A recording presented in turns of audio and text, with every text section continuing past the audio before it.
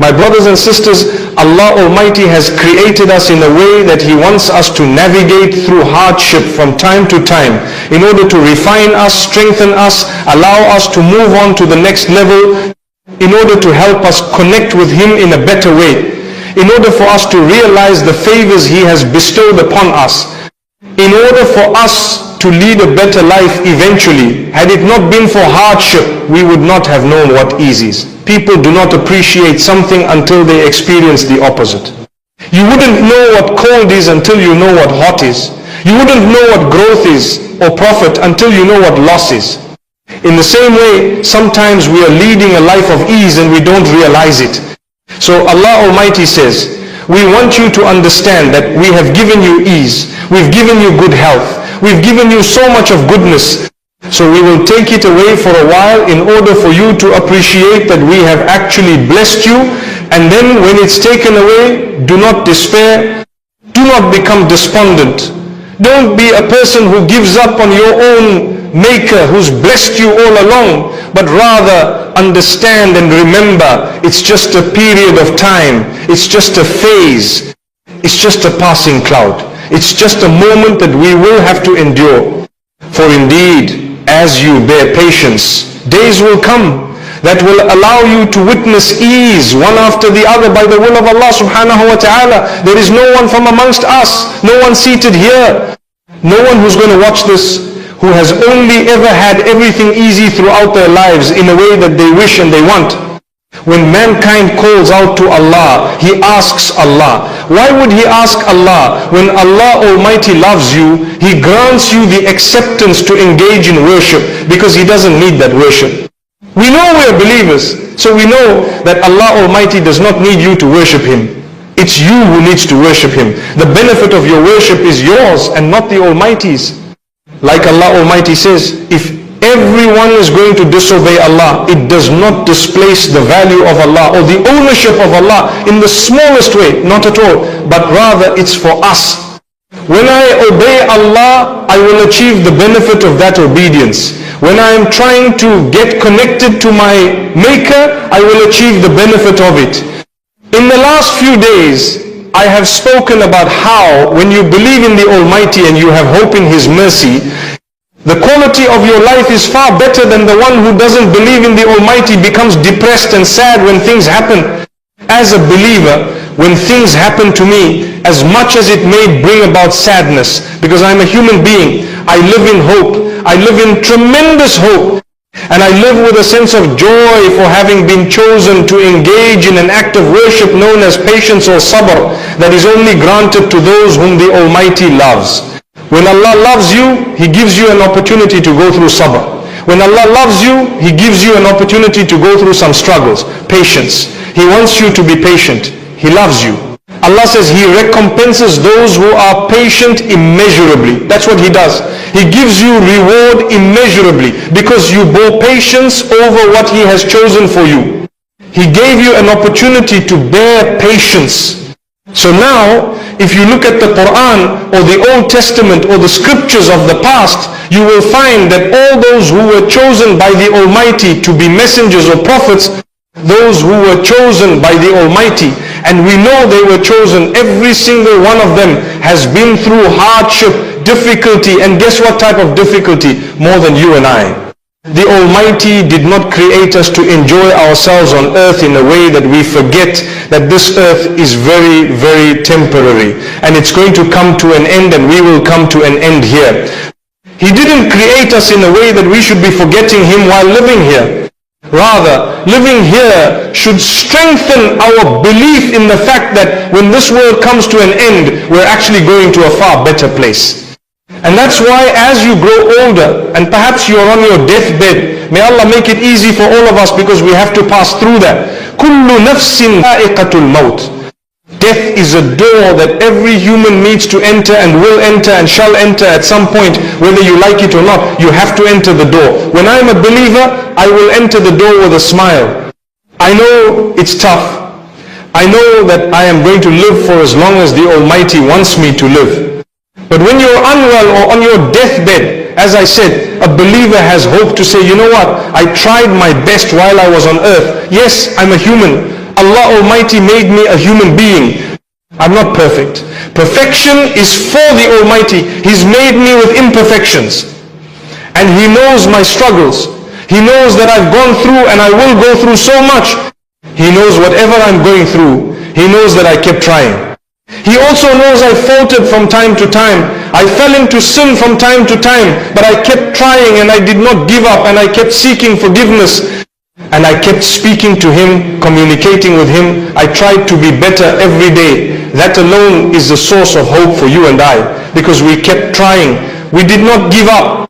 A true believer never gives up, no matter what has happened. The worst case scenario, as people say, is, you know what, it's so bad this person could die. In reality, everyone has to go. If you were to be asked, when would you like to go? You wouldn't like to go.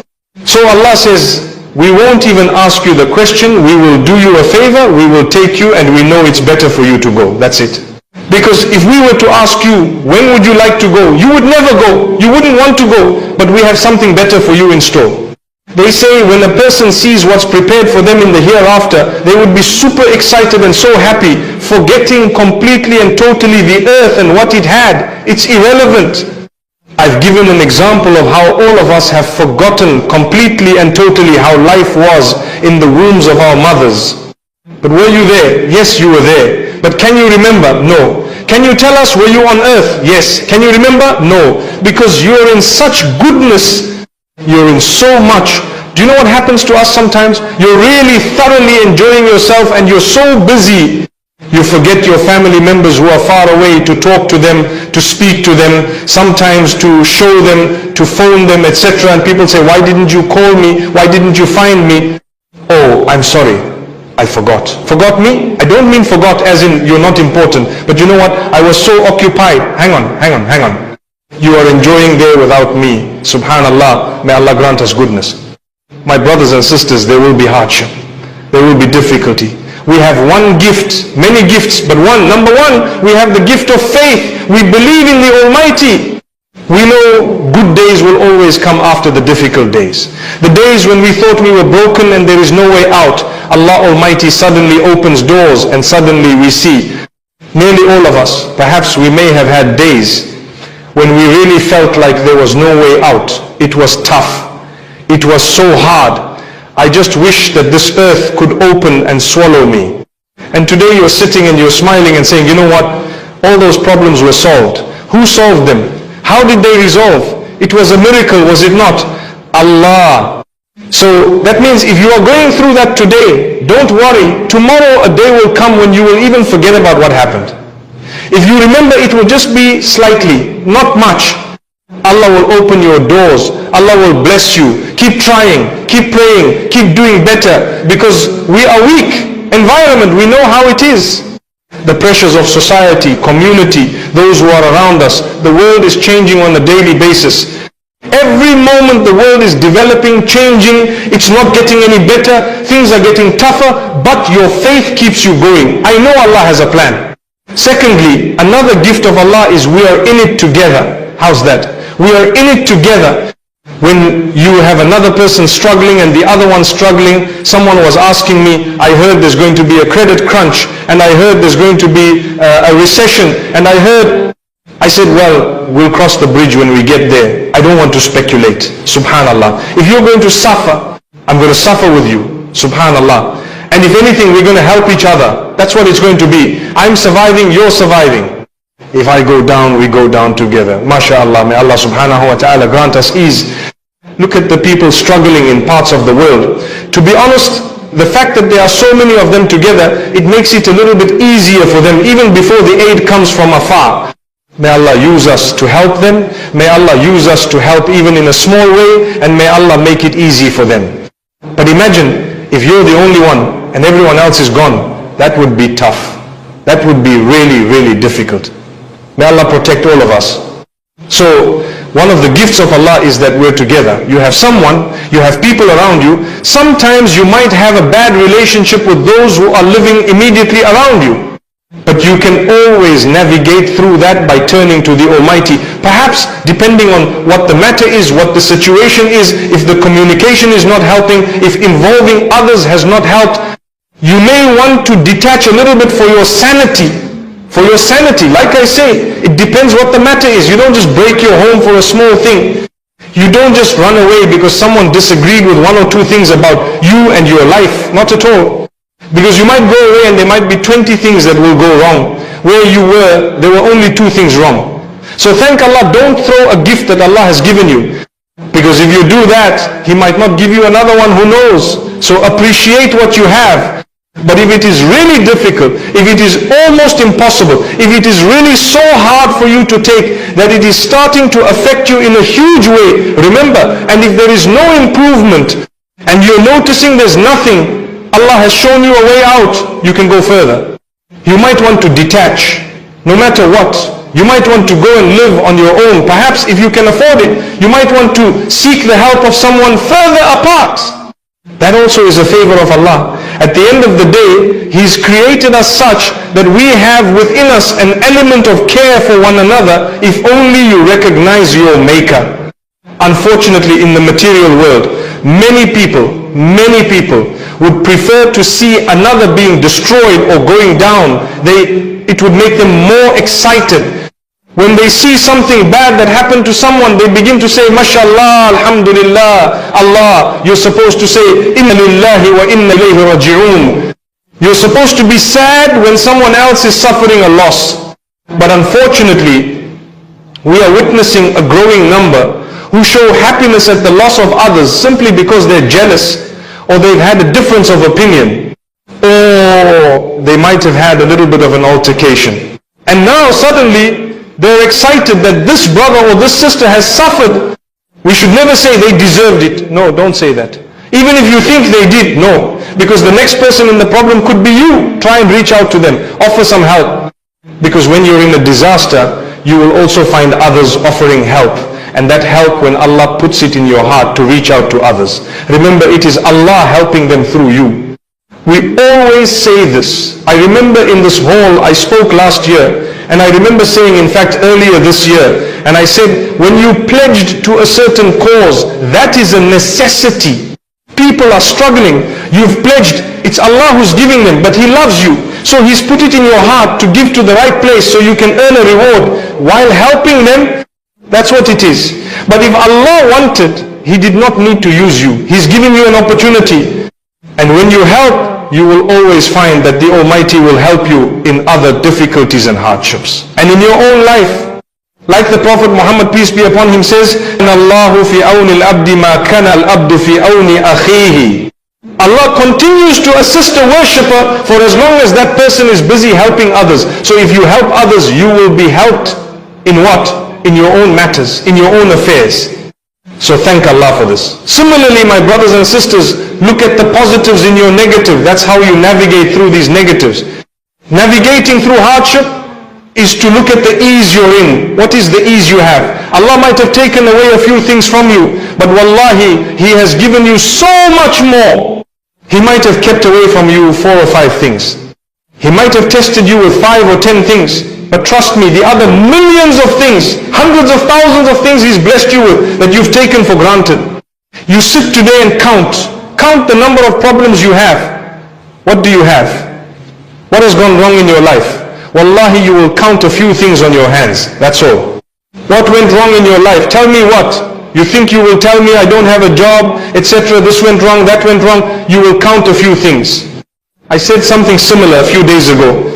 And a brother comes to me in the evening and says, you know what, you're so right. I was sitting there and smiling at myself saying, this man is so correct. The problems I have are only 5 major things that have gone wrong. I don't have this, I don't have that, I have this problem, this issue, this and this issue, that's it. And what went right in your life? Mashallah, you're breathing, you're seeing, you're speaking, you have clothing, you have a place to go to, you might be struggling a little bit. People sometimes, if they cannot get the luxuries that they're aiming for, they become depressed. But that was a luxury. You wanted something that was not a necessity. When Allah says, we will provide for you, He will provide for your necessity. Beyond that, He did not guarantee it. Do you know, if wealth and material items were the most important thing, and they were the sign of success of a human being on earth, Allah would have given it firstly to His messengers. Firstly, he would have given it to his messengers. Right at the top, Muhammad, peace be upon him.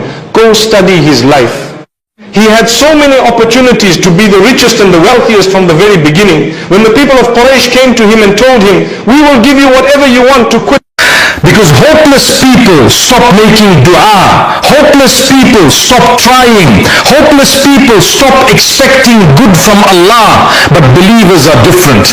Believers continue knocking on Allah's door even when they cannot hear an answer.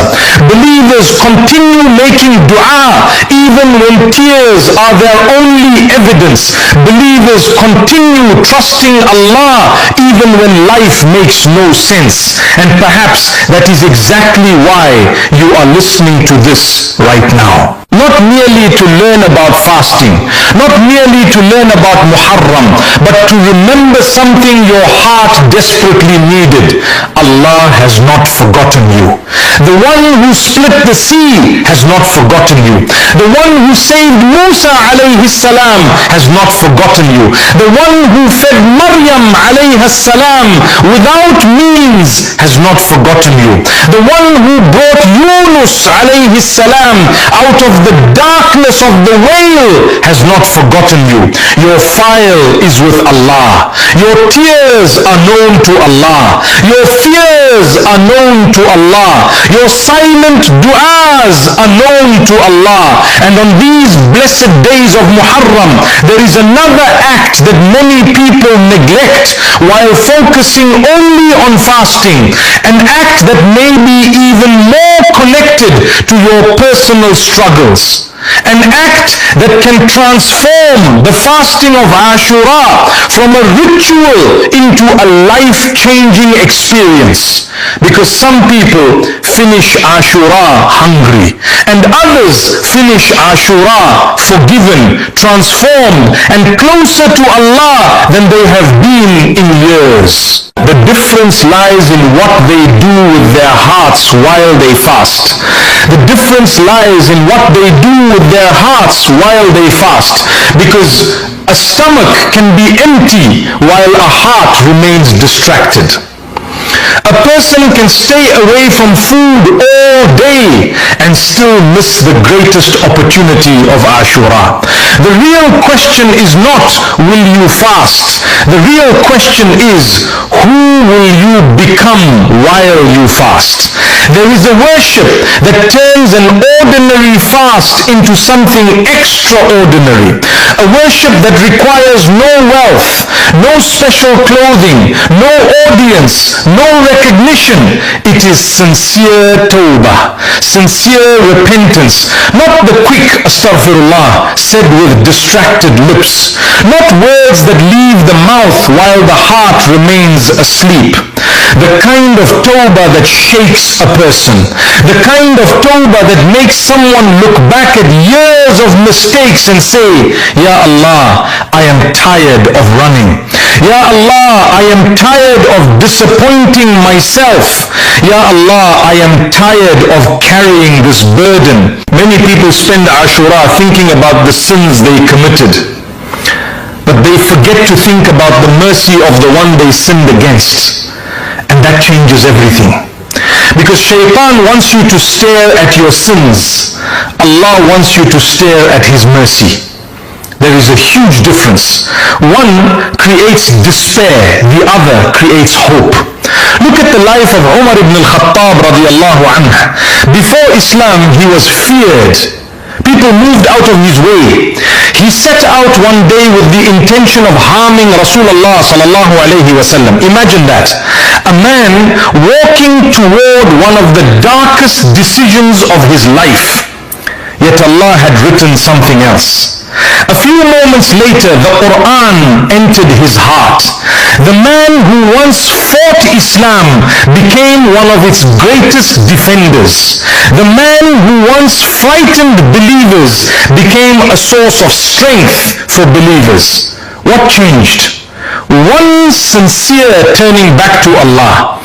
One moment of honesty. One moment of surrender. And history changed forever. Never underestimate what Allah can do with one sincere moment. Maybe your story is not like Umar's. Maybe nobody knows your struggle. Maybe it happens late at night.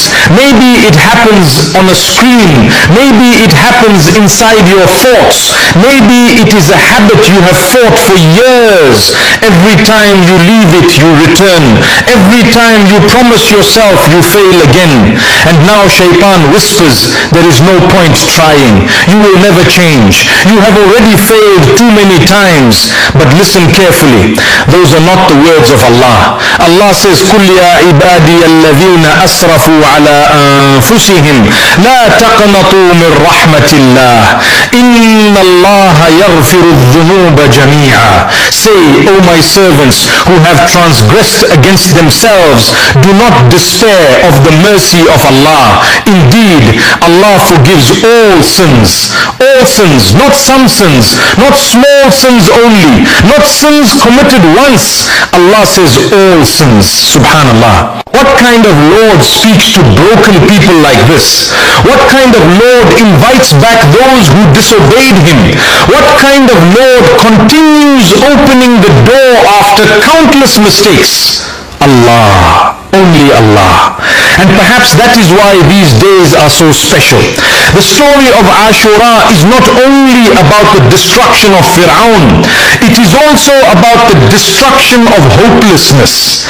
Fir'aun believed his power would last forever. It vanished. The sea swallowed it. His kingdom vanished. His armies vanished. His arrogance vanished. And one day, every problem you are facing will vanish too. The debt, the fear, the sadness, the loneliness, the uncertainty, all of it. The only thing that will remain is your relationship with Allah. That is why the believer uses Ashura differently. While others are counting worldly gains, the believer is counting opportunities to be forgiven. While others feed their distractions, the believer feeds his soul. While others scroll endlessly, the believer raises his hands to the sky. And this is where many people miss the hidden treasure of these blessed days. They fast, but they do not cry. They fast, but they do not make sincere dua. They fast, but they never have that honest conversation with Allah. The conversation that begins with, Ya Allah, I need you. Because when fasting joins hands with tawbah, when tawbah joins hands with dua, when dua joins hands with certainty in Allah, something beautiful. My brothers and sisters, I want to speak to you today about something that is affecting you right now. Not in the past, not in the future, right now. In this very moment as you watch this, something that is running quietly in the background of your mind like an app you never closed, draining your energy, your peace, your ability to be present, your capacity to trust, and your connection to the one who holds the solution to everything you are worried about. I am talking about worry, anxiety. That low, persistent, sometimes manageable, and sometimes overwhelming feeling that something is wrong, that something could go wrong, that something will go wrong, and that you do not have the resources, the answers, the power, or the certainty to handle it when it does. That feeling that has kept some of you awake at 3 in the morning, staring at the ceiling, running through scenarios that have not happened and may never happen. That feeling that has stolen your enjoyment of genuinely good moments because the background noise of, but what about, would not go quiet long enough for you to simply be present with the blessing in front of you. If that sounds familiar, if even one sentence of what I just said resonated somewhere in your experience, then this reminder was written for you. And I want to begin with something that I need you to hear, not as a religious platitude, but as a living, breathing, documented, Quranic truth that has the power, if you actually let it land, to change the quality of your inner life from today. Allah is already working on your behalf. Not if you pray enough, not if you qualify, not if you deserve it or earn it or have been consistent enough or faithful enough or good enough. Right now, in this moment, in the situation you are worried about, in the problem that feels unsolvable, in the future you cannot see, in the outcome you cannot predict. Allah Al-Fattah, the one who opens, is already opening a way for you that goes so far beyond what your mind can construct, so far beyond what your worry can even conceive of as a possibility, that when it arrives you will not have a word for it except Subhanallah, except Alhamdulillah, except this was always what he had planned and I spent all that time worrying about nothing. Let us begin with the Quran, because the Quran does not just mention worry in passing. It addresses it directly, repeatedly, with the full weight of divine authority and the full tenderness of a creator who knows exactly what his creation feels. In Surah Al-Baqarah verse 286, Allah says, Allah does not burden a soul beyond that which it can bear. La yukallifullahu nafsan illa usaha. This is not a consolation prize offered to the suffering. This is a divine architectural principle. Allah built the system of human trial with your specific capacity factored in. Before the burden was placed, its weight was measured against the strength He gave you. Not the strength you feel, the strength He knows you have. And He would not place on you what you cannot carry, which means that the very thing you are worried you cannot handle, you actually can. Because it would not be on you if you could not. But there is an even more specific and more personal verse that I want to bring to your attention. In Surah At-Talaq verses 2 and 3, Allah says something so direct, so comprehensive, and so personally targeted at the worried heart, that reading it slowly, truly slowly, is like hearing your name called by the most loving. And whoever fears Allah, He will make for him a way out and will provide for him from where he does not expect. And whoever relies upon Allah, then He is sufficient for him. Indeed, Allah will accomplish His purpose. Allah has already set for everything a decreed extent. Unpack that with me for a moment. Allah will make for him a way out. Not might make, not will consider making, will make. The Arabic, يَجَعَلْ لَهُ مَخْرَجًا, is a certainty, a guaranteed output from a specific input. The input is taqwa, God consciousness, a life oriented toward Allah. The output is a way out, an exit from every situation that feels like a trap. And then the provision comes from where He does not expect, not from the direction you are watching, not through the channel you planned, from somewhere your worry never thought to look. Because your worry operates within the boundaries of what you know and what you can see. And Allah operates without any boundary whatsoever. Now I want to talk about the nature of worry itself, because I think understanding what worry actually is from a spiritual and intellectual perspective helps you see it for what it is, rather than treating it as an accurate assessment of your situation. Worry is the act of living in a future that does not exist yet. When you worry, you are not responding to something that is happening. You are responding to something that might happen, constructed entirely by your imagination, based on incomplete information, filtered through your fears and presented to your emotions as if it were already real. Your body produces the stress hormones of an actual threat in response to a mental movie you directed yourself. The threat is not in the room, it is in your head. And you are suffering for it as if it has already arrived. Now add to this the Islamic understanding that the future belongs entirely to Allah. Not partly, not mostly, entirely.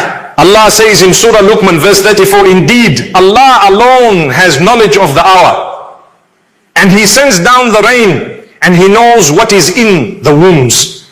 And no soul perceives what it will earn tomorrow. And no soul perceives in what land it will die. Indeed, Allah is knowing and acquainted. No soul perceives what it will earn tomorrow.